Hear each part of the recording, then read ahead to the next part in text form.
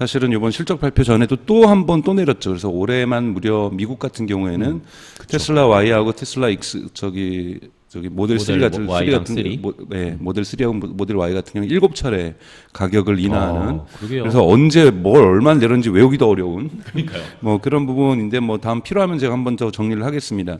근데 당연하게 이런 부분에서 이번 실적 발표 전에 가장 크게 긴장됐던 것은 이것이 프로핏. 이윤에 매출은 분명히 도움이 됐을 수도 있을 것이다. 왜? 많이 팔았으니까요. 그렇죠.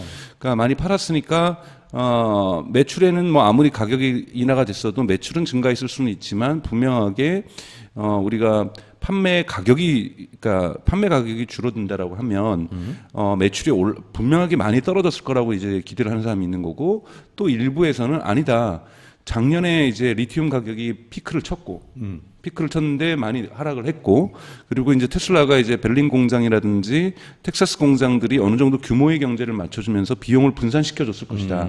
그러니 이 가격이 인하한 만큼 비용 부분이 떨어졌다라면 이유는 탄탄하게 20%대를 지켜냈을 것이다. 네. 특히 4분기 어닝콜 때 실적을 발표하고 어닝콜을 할 때 그 테슬라의 CFO가 뭐라고 얘기를 했냐면 내년도를 어떻게 전망하냐는 질문에 20%대는 꾸준히 유지할, 그러니까 20%대가 아니라 20%는 유지할 수 있다라고 얘기를 했고, 기대치도 사실 월가의 기대치도 20%대 전후에서 형성이 되고 있었었는데 그게 크게 못 미치게 나오면서 사실 좀 이런 결과가 나온 건데요. 다음 장표 보시면 이건 제가 사실 오늘 새벽에 한번 만들어 본 거예요. 네.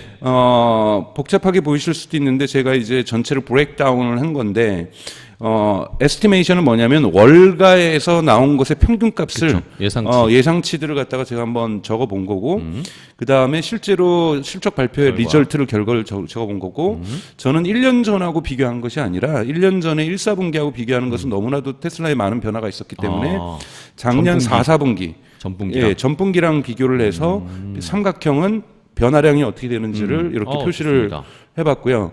그리고 이제 우리가 레비뉴를 볼 때도 전체 매출을 툭 쳐서 보는 것이 아니라 여기서 저희가 계속해서 강조했던 에너지 부분은 어떻게 되는지, 서비스 부분은 어떤 증가세를 보여주고 있는지 이런 거를 좀 볼 필요가 있어서 제가 이거를 좀 쪼개가지고 나타나서 보여드렸는데요. 좋네요. 우선 자동차를 할 때 보통 여러분들 CO2 즉 CO2 크레딧이라고 하죠. 이 배출권을 테슬라는 제로로 하기 때문에 이 배출권이 많은 기업들에게 배출권을 팔 수가 있습니다. 유럽에서. 그렇죠. 그래서 요거에 대한 매출이 좀 있거든요.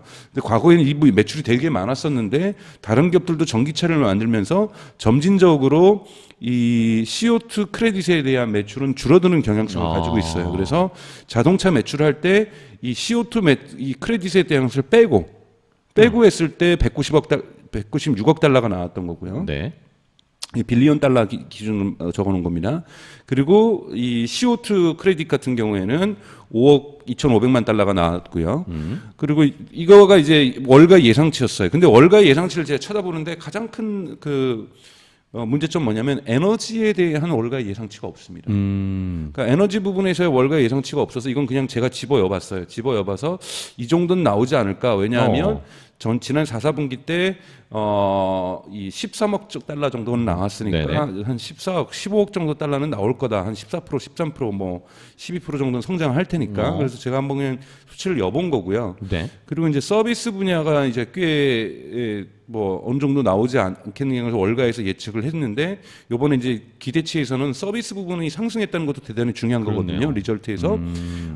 서비스 부분은 뭘 얘기하냐면은 이제 슈퍼차저라든지 그리고 또 하나가 그 소프트웨어를 판매하는 거, 그 다음에 리스 판매하는 거, 리스 판매 이런 것들을 좀 포함을 하는 거거든요. 이것들이 그래도 17억 달러 정도가 나왔다라는 것은 나쁘지는 않은, 그러니까 예상치로 했었는데 18억 달러가 나왔다는 것은 괜찮은 거죠. 네. 이렇게 볼 수 있습니다. 그래서 토탈로 이런 정도의 결과로 볼 때 보면은 전체적으로 보면은 자동차 매출이 근데 생각보다 줄지 않을 거라고 봤는데 4분기 대비해서 판매량은 크게 늘었음에도 불구하고 20% 가까이 늘었음에도 불구하고 매출은 자동차만 매출로 봤을 때는 마이너스 6%가 발생을 했어요. 그러니까 사실은 가격이 그만큼 많이 다운됐다라는 거죠. 매출이 크게 그러니까 판매량이 크게 늘어났음에도 불구하고 매출, 그러니까 자동차 매출 순 매출로 봤을 때 이 4분기에 200억 달러죠. 200억 달러에 못 미치는 188억 달러를 했다라는 거는 마이너스 6%를 했다라는 거는 저도 조금 놀랐을 정도로 매출이 크게 줄었다고 볼 수가 있고요. 그러게요. 다만 이제 놀라운 것은 시어트 크레딧의 상승은 뭐 중요하지 않은 거니까 이건 시장 외적인 변수라고 볼 수가 있고요. 에너지 부분의 상승률이 14%. 이것이 저희가 얘기했던 메가팩과 파워월을 말하는 겁니다. 이 부분에서의 매출이 성장률이 14%를 차지했다는 것은 되게 의미 있는 부분이고 이 부분은 뒷부분에서 제가 조금 더 자세하게 말씀을 좀 드리겠습니다. 서비스 부분은 뭐 그렇게 크게 성장한 건 없어요. 왜냐하면 슈퍼차저 같은 경우에는 사실 올해 하반기에 매출 상승이 기대되거든요. 슈퍼차저는 지금까지는 매출을 일으키는 부분이 아니었는데 지금 테슬라가 슈퍼차저를 일반 다른 외부 EV들한테도 전기 자동차한테도 개방을 했죠. 개방하면 이게 어떤 의미가 있냐면 미국에 지금 있는 인플레이션 감축 법안에 의해서 엄청난 지원을 받을 수가 있습니다. 이 엄청난 지원을 받으면 테슬라는 이걸 더 짓겠다라는 거예요. 슈퍼차저를 그러면 이번에 그냥 아예 더 그 보조금 받은 걸로 더 짓고 여기에서 외부에 있는 EV들한테 비용을 받게 되면 앞으로 여기에서 서비스 매출이 증가할 수 있다. 그런데 이 부분에서 사실 1% 증가한 거는 제가 이건 따로 분석을 안 했는데 오늘 여기서 그냥 말씀을 드리면 생각보다 그 FSD 풀 셀프 드라이빙 그 소프트웨어의 판매량이 사실 그게 15,000달러잖아요. 사실은 지금 자동차 가격이 4만 달러 정도 하는데 15,000달러면 정말 엄청나게 비싼 거거든요. 근데 그 베타 테스터들의 설문조사에서는 프라임 타임에는 쓰고 싶지 않다라는 결과가 압도적이었어요. 프라임 타임은 이제 출퇴근 시간. 그러니까 즉 조금 뭐 고속도로를 달린다거나 자유시간에서 주말에 나와서는 FSD를 켜서 FSD를 쓰겠지만 이 FSD가 아직까지는 출퇴근 시간에 쓰기에는 좀 마음이 불안하다라는 설문조사가 좀 많이 나왔던 것처럼 의외로 FSD의 판매량이 높지 않았습니다. 어느 정도는 차지했지만 그러다 보니까 FSD가 성장을 이끌고 있지 못하다는 점. 물론 이 부분이 이제 하반기 들어서면서 어떤 결과를 나올지 모르지만 그래서 서비스 부분에서의 성장률이 1%밖에 되지 않았다는 것이 조금 아쉬운 부분이라고 볼 수가 있죠. 그러다 보니까 여러분 보시면 이제 보셔야 될 것은 이 오렌지로 해서 그로스 프로핏 마진, X로 보는 게 아니라 이제는 이제 비율로 보죠. 자동차 부분에서의 마진율이 지난 4분기 때 24.3%, 즉 제가 항상 24%라 얘기했던 24%였는데 이것이 18.3%, 즉 18%대로 떨어졌습니다. 그러게요. 네, 전체적으로 그러니까 하락률은 되게 큰 데 비해서 이 18%라는 것보다는 크질 않지만 18%라는 건 되게 크게 나타났던 거고, 다만 이제 에너지 부분에서 이 마진율도 사실은 매출은 크게 증가했지만 마진율은 12%에 비해서 11%로 10% 정도 떨어졌어요. 그러니까 이런 부분에도 여기에 대한 투자들이 많이 이루어지고 있으면서 매출은 증가했지만 마진율도 좀 떨어지는 부분, 에너지도 좀 떨어졌다는 부분이 있고, 다만 서비스 부분에서의 이러한 부분들이 좀 제가 잘못 표시했네요. 근데 이런 부분들 플러스 요인이 좀 있는 거고요. 그래서 이러한 전체적으로 볼 때 이 자동차 부분에서의 매출 하락과 이 그로스 프로핏 마진, 그러니까 즉 프로핏 레이트죠. 마진율의 하락이 이번 실적 발표에서 사람들에게 실망을 좀 안겨줬던 부분이라고 볼 수가 있습니다. 물론 거꾸로 보면 18.3%도 사실은 다른 전기차 기업에서는 지금 여러분들 보셔야 되는 것은 포드라든지 GM 같은 경우에는 전기차 부분에서 적자를 내고 있어요. 적자를 내고 있는데 가솔린이나 디젤 엔진을 팔아가지고 전체적으로 흑자를 내는 구조거든요. 마찬가지로 현대기아차 부분도 전기차 부분에서 거의 0에 가까운 프로핏을 내고 있거든요. 0에 가까운 프로핏을 내고 있는 것을 막대하게 SUV 판매라든지 가솔린이나 디젤차를 팔아서 이익을 내고 있는 것에 비해서 테슬라의 이 자체 실적 부분에 대한 부분 자체는 대단히 놀라운 수준이지만 기대치가 우선은 높았다라는 것이 있고, 이거는 또 테슬라가 스스로 만든 부분도 있다라는 거예요. CFO가 지난 4사분기 어닝콜 때 20%는 유지할 거다라고 얘기를 했었는데 자신감 있게 이 부분을 스스로 약속을 지키지 못했던 부분들이 시장의 실망으로 나타나고 있다라고 볼 수가 있습니다. 네, 그러면 결국은 모든 논쟁은 여기에 있어요. 아까 전에도 보여줬던 것도 테슬라의 프라이스 컷을 어떻게 해석할 것인가. 그러니까 많은 부분들이 이 7차례나 가격을 할인하고 있으니까 뭔가 디맨드에 문제가 있다. 한쪽에서는 아니 디맨드의 문제가 아니라 이건 게릴라 전쟁으로 프라이스 전쟁을 하는 쪽에서 이렇게까지 할 수 있는 여유가 있다는 게 어디냐. 전략이다. 그래가지고 시장의 도미넌스, 지배력을 가지려고 하는 매우 고도의 전략이다라고 평가하는 이 양쪽으로 나뉘는 거죠. 그래서 이 불과 비협들, 그러니까 이 불과 비협파들이 나눠지고 있어요. 불파 같은 경우 말씀드린 것처럼 프라이스컬은 이 계속해서 이제 테슬라를 이제 믿는 거죠. 테슬라의 이 비용이 falling cost, 비용이 떨어지고 있기 때문에 이게 가능한 거다. 그래서 훨씬 더 떨어지는 비용 폭이 크기 때문에 프라이스 컷 이건 자신감 있다라고 보시는데 사실은 실질적으로 보신 것처럼 그러니까 코스트가 떨어지는 비율에 비해서 프라이스 컷이 더 컸다라는 것을 얘기를 해주는 거고 비어 같은 경우에는 프라이스 컷은 이 디맨드가 약화되고 있는 것에 대한 신호다.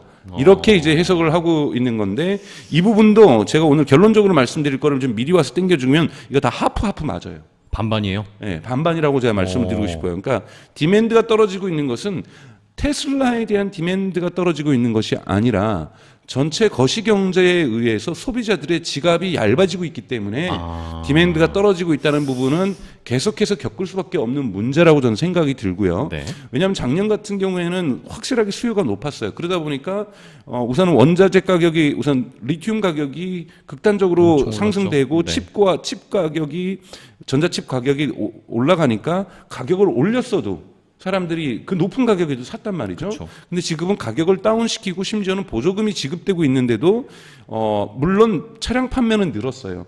늘었습니다만 이것을 가격을 인하시켜 가지고 했다라는 부분에서 분명하게 디맨드를 갖다가 자극을 시켰음에도 불구하고 디맨드가 생각보다는 예를 들면 아직도 재고 물량이 있었던 걸로 네. 있기 때문에 완전하게 소진되지 않았던 걸로 봤을 때는 디맨드의 약화도 있다라고 볼 수가 있는 겁니다. 제가 이제 말씀드린 건 요 단어인데요. 여러분이 화면 보시면 네. 테슬라는 왜 이렇게 가격 하락하는 게 왜 이렇게 뉴스가 계속될까? 그러면은 GM하고 포드는 가격 할인 안 해주는 걸까? 현대기아차는 가격 할인 안 해주는 걸까? 여러분 현대기아차 가격 할인할 때 어떻게 합니까, 여러분? 그러니까 가격 할인한다고 공표하지 않아요. 그러니까 자동차 시장 전문가들은 뭐냐는 얘기를 하면 $1,000 이상씩 가격 할인 건 뭔가 이상한 징조라고 얘기를 해요. 회사가 망했거나 큰 변동이 있어서 그렇다고 그러는데 테슬라는 막 $3,000, $4,000씩, 네. $5,000씩 가격 할인을 하거든요. 그 이유는 뭐냐면 여러분 딜러십에 있다라는 거예요. 딜러십. 그러니까 이게 딜러십 뭐냐면 현대기아차나 GM이나 포드는 딜러가 현대기아차나 GM이나 포드로부터 자동차를 사는 거예요. 그렇죠. 네. 자동차를 사고 이 딜러가 다시 일종의 중간 도매상인 거죠. 이들이 다시 소비자에게 파는 거거든요. 그렇죠. 팔 때 내가 A라는 강정스러운 사람이 오면은 $30,000에 팔고 옆에 우리 호수 씨 오면은 $25,000에 팔아도 되는 거예요. 이거 내 마음인 거죠. 내가 할인 더 해줄 수 있는 거고. 여러분들 어떻게 하십니까? 옵션 하나 더 추가해달라. 그리고 이 판매자한테 막 쪼으면은 제 재량권 안에서 한 300만 원, 200만 원 좀 할인해 드릴게요. 이렇게 얘기 나오잖아요. 그쵸. 가격 할인이 어디서 이루어지냐면 딜러십에서 이루어져요. 그렇죠. 근데 테슬라는 딜러가 없잖아요. 그렇죠. 온라인으로 구매해서 온라인으로 사는 데다 네. 보니까 딜러가 없다 보니 딜러에게 주는 할인의 폭을 실제로 본사에서 가격 할인을 나라마다 하는 겁니다. 직접 하는 거죠. 그러다 보니 사실은 티가 자꾸 나는 거예요. 그러니까 예를 들면 GM은 물건을 팔기 위해서 예를 들면 요번 목표량을 정해져 가지고 요번에 뭐 분기에 만 대 팔아야 돼. 만 대 팔아야 되면 만 대의 물량을 밀어내게 한다고 얘기를 하잖아요. 그쵸. 그 밀어내게 하기 위해서 가격 할인을 합니다. 딜러가 사왔던 가격은 훨씬 더 저렴하니까요. 그래서 딜러의 마진율을 줄이는 거죠. 딜러의 마진율을 줄여가지고 가격 할인을 하는데 이 GM이 가격 깎았다, 현대차가 가격 깎았다는 얘기는 나오지가 않는 거예요. 그렇죠. 안 나오죠. 뭐 EV6는 가격 깎았다는 말이 안 나오는데 가격 할인을 안 하겠냐는 거. 가격 할인을 한다라는 거예요. 현장에서 뭐 물건을 살 때는. 그러니까 리스트 그쵸. 프라이스하고 실제로 현장에서 물건을 사는 가격은 다를 수밖에 없다는, 딜러에게 물건을 사는 가격은 다를 수밖에 없는데 테슬라 같은 경우에는 딜러십이 없다 보니, 본사가 가격을 정하다 보니 프라이스 컷 소식이 계속해서 뉴스에 나올 수밖에 없는, 그렇죠. 이러한 것을 갖고 있다. 그래서 이런 시그널이 나올 때마다 이거 뭔가 문제 있는 거 아니야? 문제 있는 거 아니야? 이건 제가 보기에는 언론이 과민하게 해석하고 있는 거라고 저는 보고 있어요. 그렇습니다. 네. 일단 딜러십. 네. 그래서 우선은 이 두 가지가 싸우고 있는 겁니다. 이 두 가지 코스가 싸우고 있는 거예요. 우선 테슬라의 내부적인 역량을 빼고서 싸우고 있는 것은 우선은 코스트가 떨어진 건 맞아. 이거는 모두에게 떨어진 거예요. 그러니까 자동차 EV 시장 전체에게 관련된 이 요소를 제가 가져왔는데, 앞에 있는 전자는 가격을 할인하는 요소고 후자는 가격을 올리는 요소예요. 디맨드를 약화시키는 요소입니다. 모든 자동차 기업에 있는 게 뭐냐? 리튬 가격이 작년에 피크를 친 다음에 떨어졌어요. 정말 크게 떨어졌다라는 거예요. 이거는 테슬라에게만 좋은 점이 아니라 GM이나 포드나 현대기아차에게도, 폭스바겐에게도 모두 다 좋은 얘기고, 또 모두에게 나쁜 소식은 뭐냐면 rising interest rate. 그러니까 이 금리 인상이 이루어지다 보니까 자동차를 파이낸스를 통해서 구매를 해야 될, 할부로 구매해야 될 사람들이 지불해야 될 돈이 비싸지니까 실질적인 자동차 가격은 인상됐다라는 거죠. 그쵸. 이 자동차 가격은 인상됐고, 또 전반적으로 그 가게들의, 하우스홀드들의 가처분 소득이 지금 줄어들고 있잖아요. 실질 임금이 줄어들고 있으니까요. 실질 임금이 줄어들고 있다 본다는 것은 우리의 지갑이 얇아진다는 의미인 거고, 이거는 디맨드를 약화시키는 건데, 이건 테슬라에게만 해당되는 것이 아니라 모든 자동차 회사에게 해당된다라는 거고, 저는 근데 이 라이징 인터레스트 레이트가 계속해서 지속되고 있고, 이것이 드디어 미국의 노동시장에도 효과가 나타나기 시작하는 것.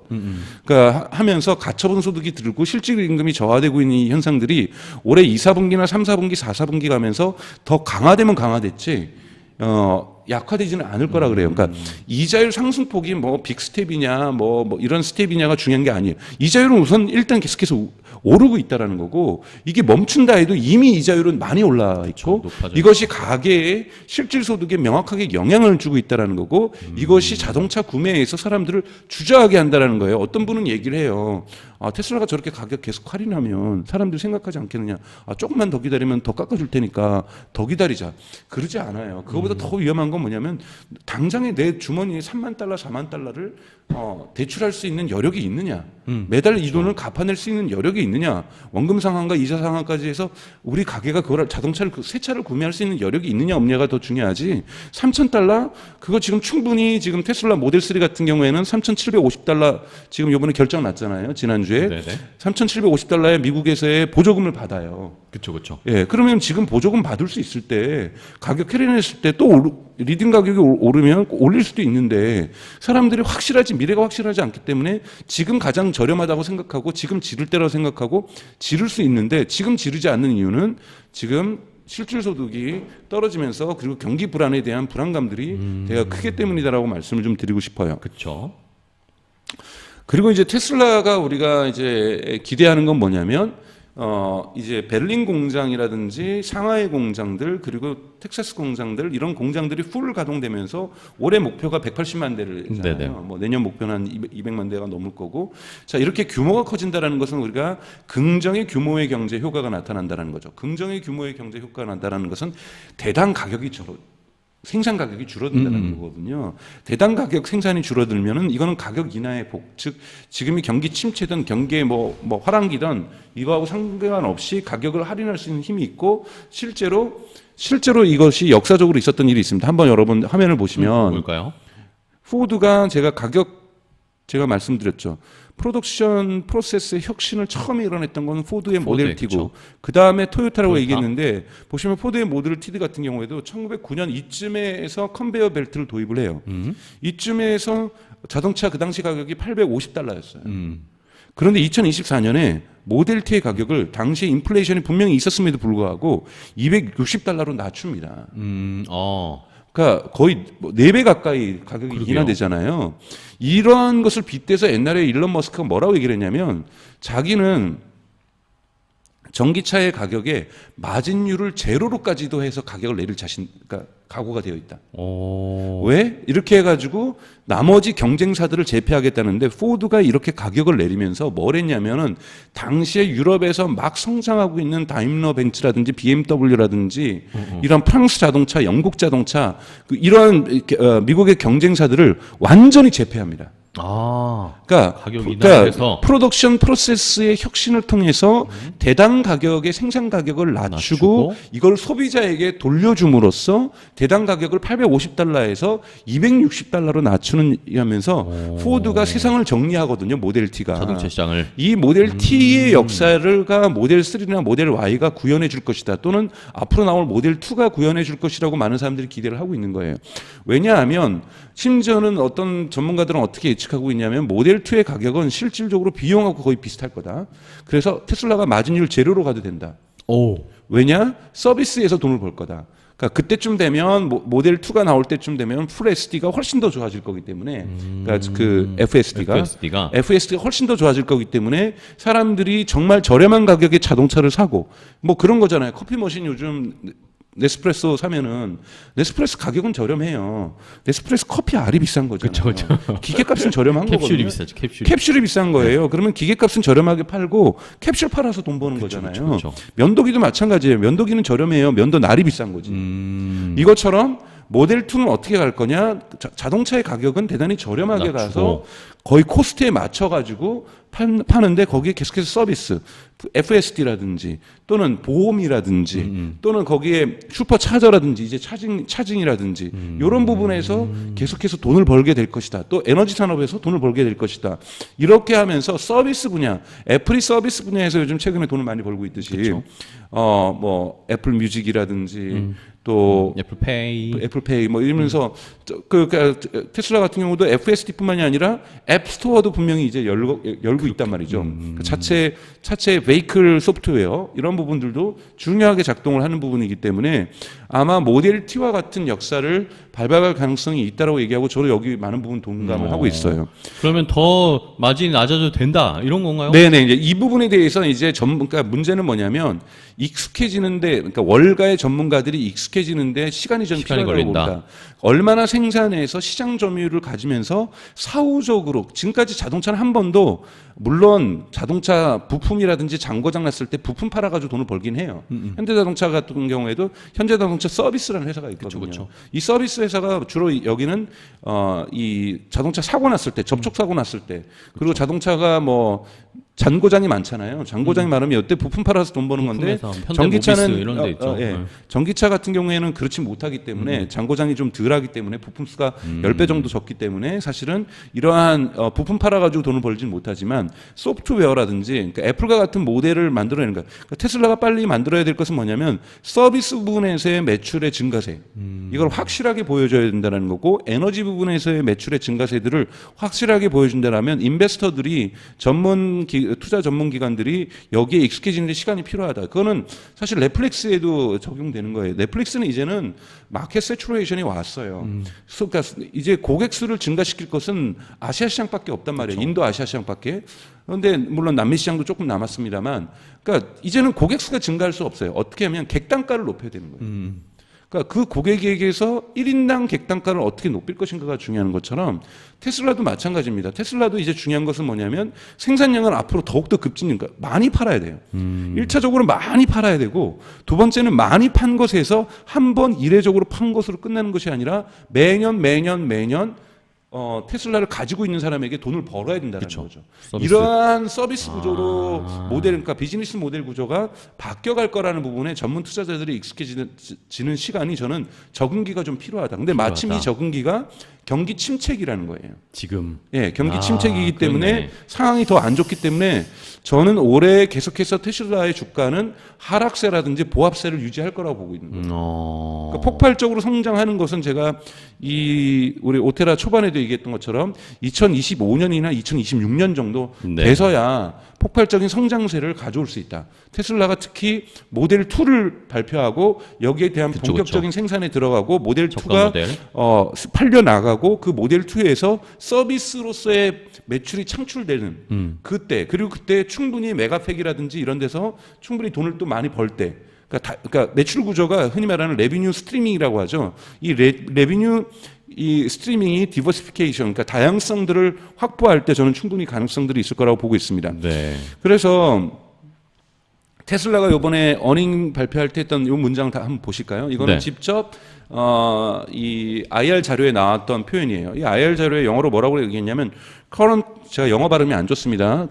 저보다 좋습니다. 네, 제가 독일에서 또 공부를 했기 때문에 더 안 좋으니까 여러분 네. 양해하시고 current macroeconomic environment. 그러니까 지금에 있는 거시경제적 상황이 우리에게 테슬라에게 되게 유니크한 기회를 주고 있다라고 얘기를 해요. 근데 이게 뭐냐면 이게 무슨 자신감이냐면 우리만 안 좋은 것이 아니라 경쟁사도 안 좋다. 다 안 좋아. 다 힘들어. 다 안 좋은데 우리는 코스트의 리더십을 갖고 있다. 왜? 규모의 경제를 잃었으니까. 그래서 그쵸. 우리가 올해 테슬라가 지금 이번 1사분기는 모르겠지만 2사분기, 3사분기, 4사분기에 프로핏 레이트에 대한 얘기는 안 해요. 우리가 판매 실적에 있어서는 그냥 싹쓸이 하겠다는 얘기를 하고 있어요. 그 다음 문장을 보시죠. 그래서 many car makers, 그러니까 다른 경쟁자들죠. car makers는 뭐냐면 똑같은 이 챌린지를 가지고 있다는 거예요. 그쵸. 똑같은 챌린지를 갖고 있다는데 무슨 챌린지를 갖고 있냐면 unit economics of their EV, 그러니까 그들의 한 개당 대당 EV 가격에 이걸 어떻게 맞춰낼 것인지 이 부분에 대한 도전들을 갖고 있다라는 거예요. 근데 우리는 그 챌린지를 극복했다라는 거예요. 근데 우리는 테슬라는 aim to 목표를 하고 있다. 뭐를 레버리지하고 있다. 우리의 포지션을 레버리지할 거다. 뭘 레버리지해? 우리는 cost leadership. 테슬라의 지금 장점은 코스트 리더십을 이룩했다라는 거예요. 이 단어는 여러분들 반드시 기억하셔야 됩니다. 그러니까 테슬라는 규모의 경제, 특히 베를린과 텍사스 공장이 본격적으로 가동되기 시작하면서 코스트 리더십, 즉 대당 가격, 생산 가격이 인하됐다라는 건데 우리는 이거를 벌써 확보하고 이걸 레버리지할 건데 many 카메이커스, 그러니까 다른 기업들, 현대기아차도 포함한 건데 얘네는 아직까지도 이거를 챌린지로 가지고 있고. 그렇죠.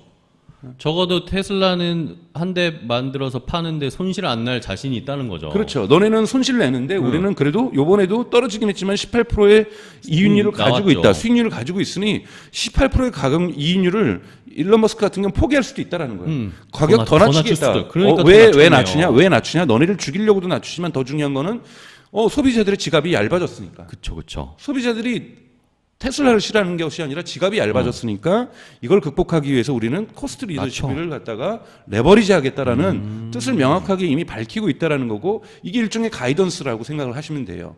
가이던스는 근데 이걸 부정적으로 볼 수도 있는 거죠. 그렇죠. 그러니까 부정적으로 볼 수도 있고 긍정적으로 평가할 수도 있고 이것이 평가에 따라서 사실 테슬라의 가격들이 이제 주가가 그렇기 때문에 모두가 포지티브하게 평가하는 건 아니기 때문에 떨어질 수 있을 가능성이 있는 거고요. 네네. 그 다음에 이제 보시죠. 그 다음에 이것도 다 테슬라가 하고 있는 문장들이에요. 제가 요번에 어닝콜에 나왔던 문장들을 대부분 가지고 왔는데 영어 표현을 번역을 일일이 안 해서 죄송합니다만 이 영어 폰 그 자체를 보는 것이 되게 또 의미가 있어요. 그렇죠. 우리는 포커스하고 있다라는 거. 어디에 포커스하고 있냐? 지금 이윤율을 높이는 데 포커스하고 있는 것이 아니라 rapidly growing production. 빠른 속도로 생산을 높이는데 영어 쉽게 썼어요. 생산을 높이는데 우리는 포커스하고 있고 또 두 번째 포커스하고 있는 것이 뭐냐면 인베스먼트에 투자에 우리는 지금 투자를 많이 하고 있어. 어디다가 아우토노미하고 베이클 소프트웨어 두 가지를 여러분 구별하고 있어요.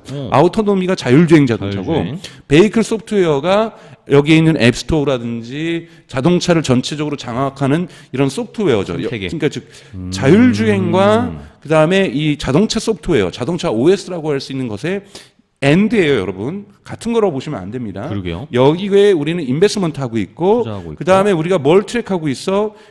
결국은 이렇게 하면서 우리는 계속해서 쫓아가고 있는 것은 뭐냐면 이렇게 성장하고자 하는 그로스 인베스먼트를 하고 있는 거다.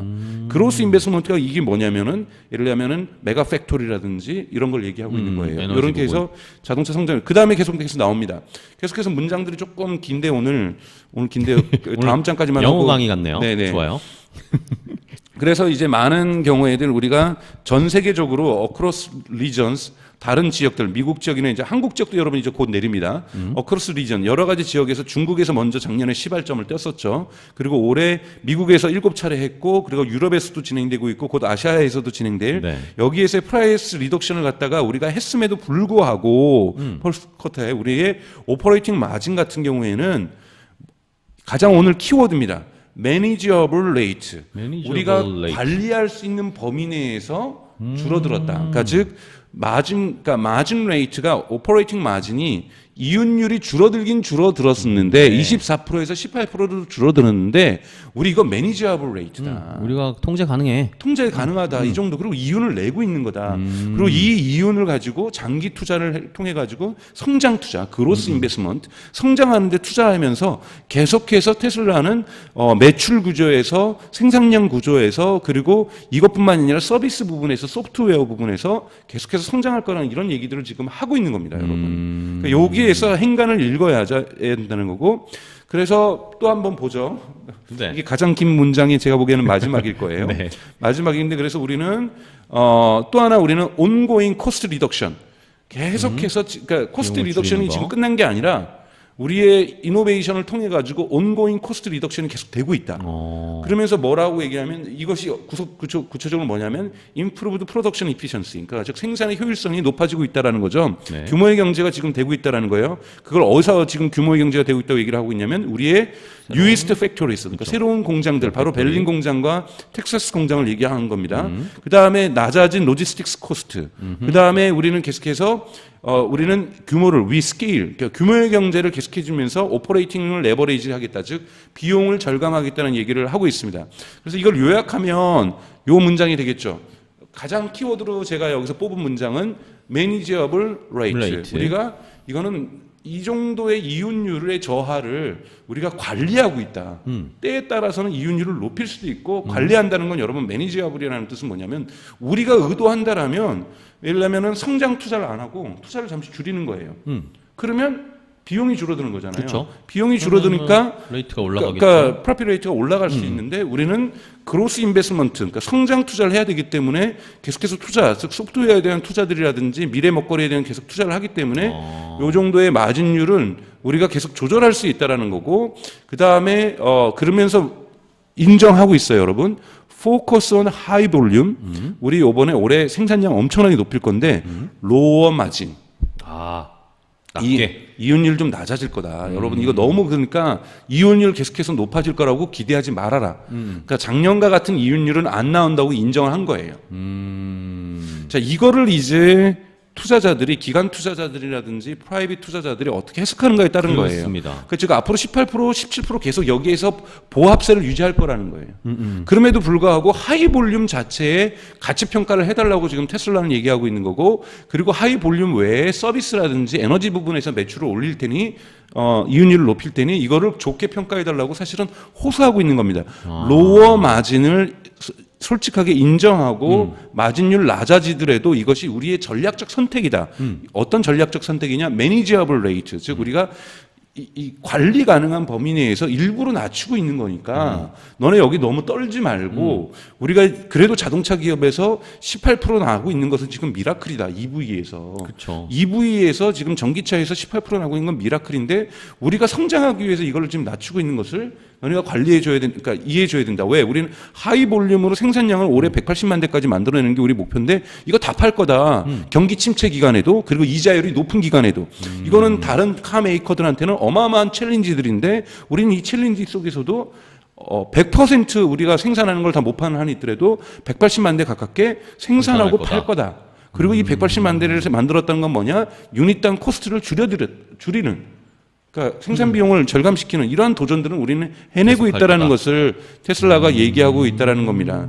그래서 요 문장 장표 한번 보시죠. 그래서 이제 이런 거는 사실은 넷플릭스에도 그대로 적용되는 거예요. 그러니까 넷플릭스가 뭐냐면 객단가, 즉 ARPU에다가 집중을 하면서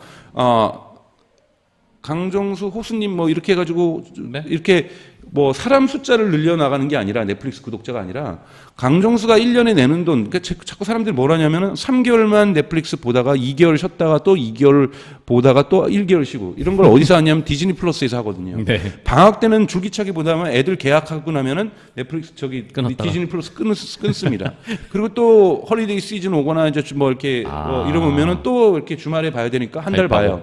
이거는 라이프타임 밸류가 대단히 적은 거예요. 그렇죠. 12달 그냥 꾸준히 봐줘야 되고 11달, 10달 봐줘야 되는 거거든요. 그러니까 테슬라는 무슨 단어를 얘기하냐면 그러니까 라이프타임 밸류를 높여가겠다. 그 뭐냐면 테슬라 베이클에서 뽕을 제가 이 자 빼먹었네요. 영어 스펠링 틀렸습니다. 네. 뽕을 뽑겠다라는 거예요. 그러니까 즉 한 번 우리 아까 제가 얘기했던 기계만 사가는 것이 아니라 자꾸 그 커피 알 사가게 캡슐 사갈 수 있도록 캡슐도 여러 종류로 네. 새로운 맛이 종류별로. 나왔으니까 또 나왔으니까 우리 캡슐 맛있는데 하루에 3개 먹다가 4개 먹게 만들고 이렇게 하겠다라는 게 테슬라인 거고 이런 것에 있어서 소프트웨어라든지 슈퍼차저라든지 이런 기타 등등이 그런 역할을 하겠다라는 뜻을 보여주고 있는 겁니다. 네. 네. 저 잠깐만 물 좀 마시고. 예. 제가 좀 정리를 해드리겠습니다. 물 좀 드시고. 자, 결국에는 마진이 좀 낮아져서 시장에서는 이것에 대해서 실망을 했는데 테슬라가 이제 실적 발표를 하면서 이 실적 발표 자료에 뭐 이 본인들이 이런 변을 호소했겠죠. 우리가 마진이 낮아지는 건 계획한 거야. 네. 그죠? 통제 가능해. 네. 그러니까 너무 걱정하지 마. 우리는 그 대신에 비용을 투자하고 더해서 판매량을 겁나 늘릴 거야. 그렇죠. 시장을 장악할 거야. 근데 이런 상황, 지금 시장이 전체적으로 어렵고 사람들이 소비를 줄이고 있는 상황에서도 우리는 테슬라의 판매를 계속 늘려가면서 시장을 장악할 거야. 네. 라는 거친 겁니다. 표현으로 얘기하면 그런 거예요. 그러니까 제가 만약 요약을 한다면, 아까 다르게 요약을 한다면, 시장에서 테슬라는 혼자 있지 않아. 경쟁사들이 요즘 엄청나게 쫓아오고 많아졌어. 있어. 근데 이 경쟁사들이나 테슬라 우리 다 같이 겪고 있는 게 뭐냐면 이 거시경제 상황이 안 좋아. 이자율이 엄청 높아. 사람들의 지갑은 얇아졌어. 차 안 사. 근데 이것이 정말 역사적으로 볼 수 없을 정도의 테슬라에게 기회가 되고 찬스다. 찬스다. 왜 우리가 다 이런 표현 써서 죄송합니다. 조져버리겠다. 어떻게 기회다. 예, 조져버리겠다. 어떻게 조져버려? 싸게 만들어서. 자동차를 싸게 만들어서 무진장 싸게 팔 싸게 팔아가지고 하이 볼륨으로 가버리겠다. 마진율이 떨어지는 한이 있더라도 그래서 각오해라. 마진율 떨어질 건데 우리가 볼륨으로 싹쓸이 하겠다. 많이 팔겠다. 근데 걱정하지 말아라. 우리는 성장에 대한 투자를 하고 있는데 무슨 성장에 투자느냐? 이 사람들이 올해 만약에 저가로 사갔어도 내년에 가격이 깎인 만큼 서비스에서 우리에게 돈 낼 거다. 2024년, 2025년, 2026년에도 우리에게 매출을 만들어줄 거다. 왜? 우리는 소프트웨어에다 투자를 하고 있고 슈퍼차저에다가 돈을 받을 거고 기타 등등에서 계속 돈을 벌 거니까. 그러니 흔히 말하는 라이프타임으로, 그러니까 즉 평생 통해서 테슬라를 갖고 있는 동안 우리한테 계속 매출을 너네 만들어줄 돈을 내야 거야. 될 거다. 네. 이런 거네요. 네, 이게 과거에 이 어떤 전략이냐면 킨들 전략이에요. 아마존에. 아마존의 킨들이 그랬거든요. 삼성이 패드 만들면서 아이패드에다가 저항하지만 사실은 패드에서는 실패를 하잖아요. 그래서 오히려 노트라는 걸 만들어가지고 우회하지만 킨들을 미국 시장에서 킨들을 판매할 때 킨들을 팔 때마다 약 $90의 손해를 봤어요. 마진을 보지 않는 거예요. 근데 킨들을 가지고 있으면 사람들이 뭐 하냐면 아마존에서 물건을 더 사고, 그쵸. 전자책도 더 사고, 거기서 이제 그러니까 서비스로 그게 락인 되는 거죠. 그 아마존 프라임이라는 서비스에서 음악도 듣고, 그러니까 더 거기에 락인이 되는 거예요. 그래서 5년이 지나면 약 $180 정도의 이익을 봅니다. 팔 때는 손해를 봤지만 팔 때는 손해를 보지만, 그러니까 테슬라를 보는 건 이건 절호의 기회라는 거예요. 왜? 우리만 힘들어, 쟤네도 힘들어. 그리고 쟤네도 못 팔고 우리도 못 팔아? 그럼 우리 가격 다운 시켜가지고 우리 마진율 작년에 4분기 때 24% 나왔으니까 이번에 18% 깎아서라도 또는 다음 분기엔 여러분 16%로 떨어질 수도 있어요. 떨어뜨려서 또 왕창 팔 거야. 왕창 팔고 그리고 너는 그걸로 우리 빠이빠이 하지 않고 내년에는 소프트웨어 팔아서 돈 벌 거야. 이런 식의 전략을 나가고 있다는 것이 제가 요약하는 행간을 이용. 이번 실적을 제가 읽어보고 있는 겁니다. 그렇습니다. 그럼 결국에는 아까 말씀해 주신 것처럼 시장이 전반적으로 그러니까 경제 상황이 또 경기 침체 이야기, 미국에서 경기 침체 이야기가 계속 나왔던 이유였기도 하고 그것 때문에 시장이 안 좋았는데 그런 영향이 결국에 미국의 자동차, 전 세계 자동차에 영향을 주고 있는 거고 근데 테슬라는 어쨌든 이런 어려운 상황에도 우리가 한 대 차를 팔면서 손해볼 자신이 없다. 그러니까 손해 안 볼 거다. 라는 거죠. 네, 어차피 근데 손해는 안 봐요. 손해 안 보니까. 근데 다른 아까 말씀해 주신 것처럼 GM이나 포드나 네, 이런 데들은 현대기아차는 지금도 팔면서 손해거나 손해를 보니까 손해거나 제로 마진이에요. 그러니까 그리고 가솔린이나 디젤 팔아가지고 그거 지금 보조해주고 있는 거거든요. 그쵸. 미래차에 대한 메꾸고 있는 전환을 하고 있는 거거든요. 이르지 않다는 거예요. 우리는 언니 전기차만 만들었어도 이익을 보고 있고 여기랑 견줄 수 있는 데는 겨우 BYD 정도인 거예요. 그러니까 BYD도 근데 마진율이 여러분 10%대 미만입니다. 그렇죠. 그렇게 10%대 미만이기 때문에 BYD보다 더 앞서 있다라는 부분은 대단히 중요한 사실이라고 볼 수가 있죠. 그렇습니다. 우리 감독님께서 우리에게 무슨 메시지를 보내려고 하시는데 마이크 저보고 똑바로 하라고. 네.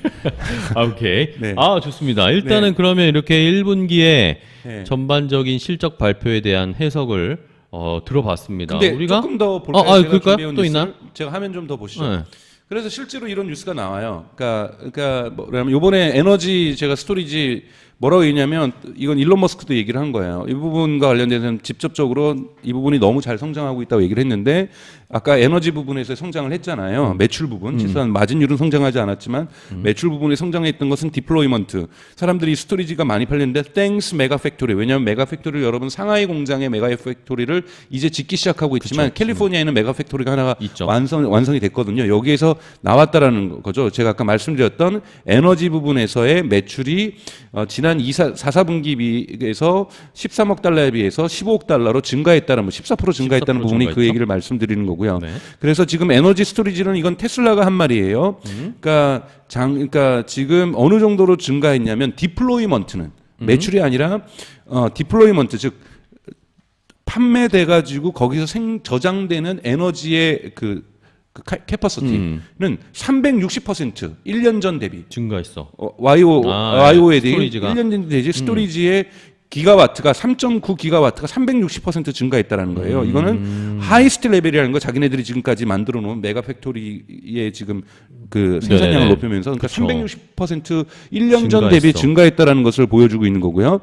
그다음에 뭐라고 또 얘기를 하냐면 근데 3.9 기가와트라고 얘기를 하고 있잖아요. 자기네들을 지금 풀로 돌리면 이 지금 캘리포니아에 있는 레스롭이라는 곳에 메가 팩토리 지금 메가 팩토리가 있는데 여기가 지금 총 생산량이 지금 한다는 거면 40기가와트까지 만들 수 있다는 거예요. 연간. 네. 이거 지금 석세스풀 하고 있고 근데 뭐라고 하냐면 아직까지도 풀 캐파시티에 도달하기 위해서는 more 룸이 있다. 그러니까 즉 40기가와트보다 더 많은 거를 생산할 수 있다.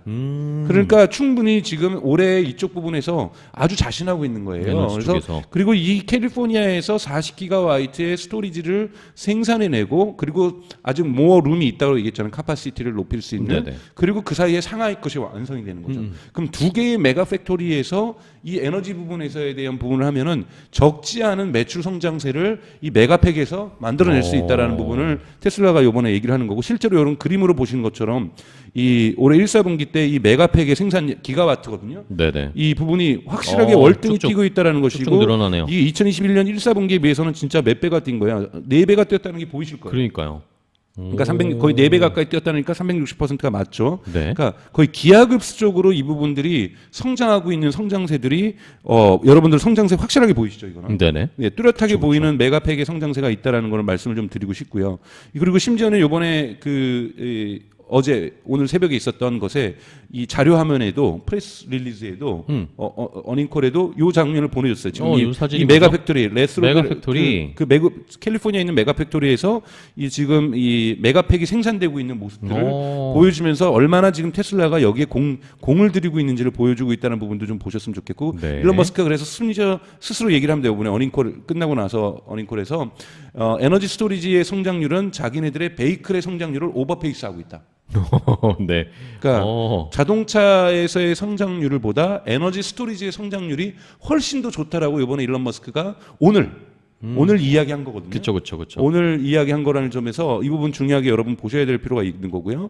또 하나 이번에 테슬라가 얘기했던 것 중에 하나가 뭐냐면 모델 Y가 올해가 끝나면 전 세계에서 가장 많이 팔린 차가 될 것이다. 근데 이거는 전기차에서 가장 많이 팔린 차가 아니라 모든 자동차를 통틀어서 진짜요? 가장 많이 팔린 차가 될 거라고 이제 일론 머스크가 조금 질렀어요. 그러면 뭘 꺾어야 되냐면 여러분 코롤라를 꺾어야 됩니다. 그렇죠. 한국에는 안 팔리고 있지만 지금 전 세계에서 가장 많이 팔린 차는 그 전에는 폭스바겐의 골프였는데 그거를 코롤라가 한 10년 전부터 꺾었죠. 그래서 코롤라를 꺾었는데 코롤라가 혼다인가요? 아니요. 토요타. 토요타죠. 토요타. 토요타의 감사합니다. 코롤라인데 이거를 꺾었는데 모델 Y가 될 거라는데 이건 조금은 과한 주장일 거라고 저는 생각이 들어요. 근데 왜냐하면 지금 코롤라하고 모델 3가 미국에서 리스트 가격이 같아요. 그렇죠. 그럼 바보가 아닌 이상 모델 3를 사겠죠. 근데 모델 3보다 한참 비싼 모델 Y가 사실 지금 모델 Y가 인기가 짱이거든요. 그렇죠. 모델 3보다는 사실 돈 조금 더 보태서 모델 Y 사는 사람이 훨씬 더 많이 커요, 차가 또. 예, 그렇기 때문에 모델 Y가 인기가 있어서 이런 부분 좀 보실 수 있는 거고.